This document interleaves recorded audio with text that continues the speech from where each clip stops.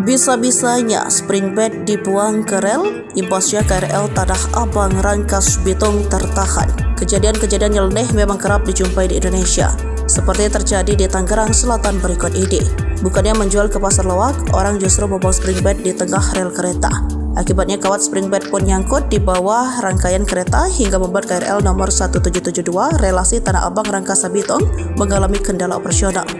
Ya, penumpang kereta komuter lain menumpahkan kekesalannya di media sosial X atau Twitter lantaran kereta yang ditumpangi mengalami gangguan di stasiun Pondok Panji, Ciputat Timur, Tangerang Selatan, Selasa 30 Januari 2024. Setelah diselidiki ternyata ada kawat Springbed di tengah rel sehingga menghentikan laju kereta. Pihak KAI Komputer pun angkat bicara mengenai insiden yang terjadi pada pukul 6:17 waktu Indonesia bagian Barat itu. Terjadi kendara operasional perjalanan komuter lain nomor 1772 relasi Tanah Abang Rangkas Bitung imbas benda asing berupa kawat Springbed menyangkut di bawah rangkaian kereta. Ujar External Relation and Corporate Image Care KAI Komuter Line Leza Arlan dalam keterangannya dikutip dari kompas.com. Petugas pun langsung menuju lokasi menyingkirkan kawat kasur tersebut sehingga kereta bisa kembali melaju.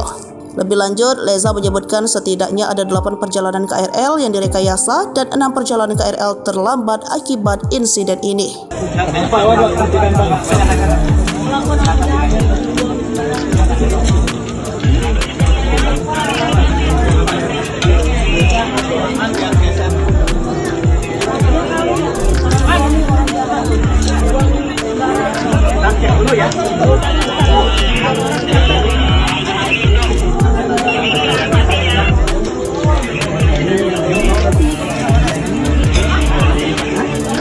Download Tribun X sekarang, menghadirkan lokal menjadi Indonesia.